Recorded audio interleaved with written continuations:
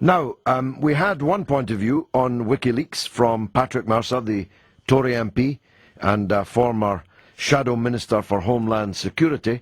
He said that the leaks are going to cost lives. There's a full-scale offensive against WikiLeaks now.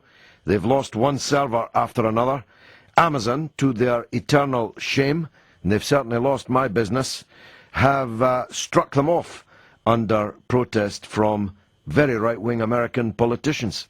We're joined now, I think, by another American, Marsha Hoffman, the senior staff attorney at the Electronic Frontier Foundation, which is the leading civil liberties group defending your rights in the digital world. Let's hear what Marsha has to say. Good evening, Marsha. Thanks for joining us. Good evening. Thank you for having me on your show. Tell me, what's your take on this whole WikiLeaks affair? Well, WikiLeaks is certainly very controversial. We think that they are publishing very important political speech.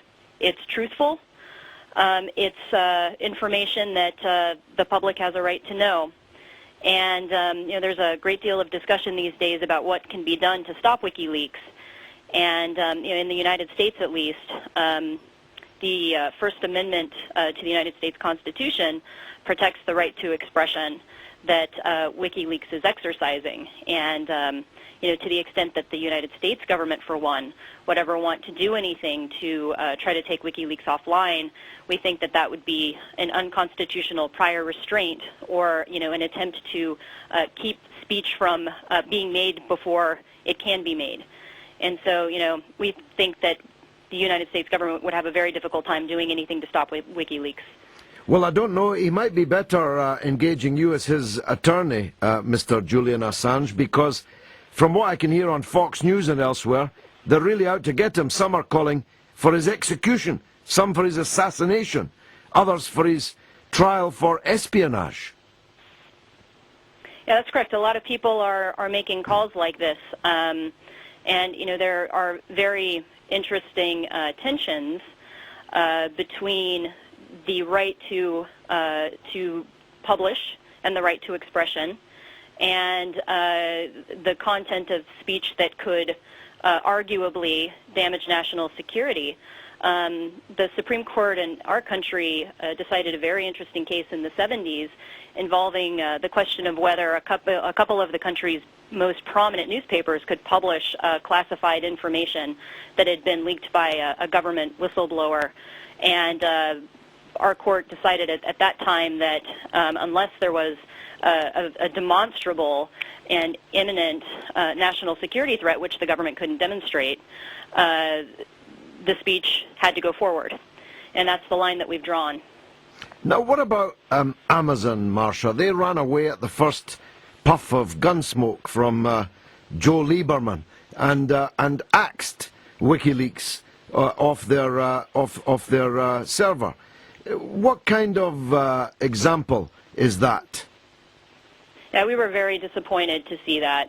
Amazon has the right to stand up for its users and its consumers, its customers, if it wants to, and it chose not to do that in this situation. And I think that any people who have used Amazon in the past and have plans to use it in the future should think about that. Well, I'm boycotting them, Marsha. I've just announced 5 minutes ago I will never do business with them again, and I do a lot of business with them.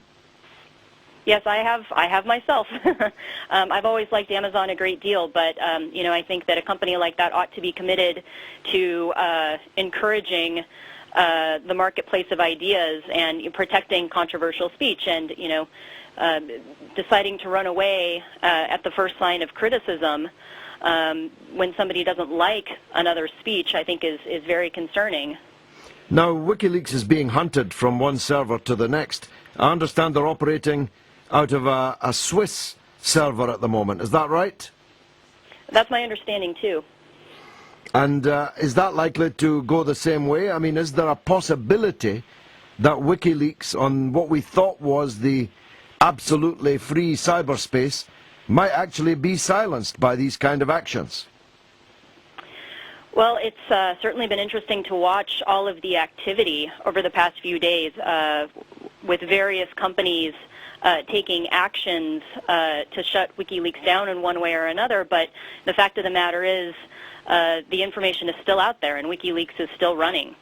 And, you know, this tactic of running from country to country seems to be pretty effective for them so far. And they might run out of countries eventually, though, Marsha.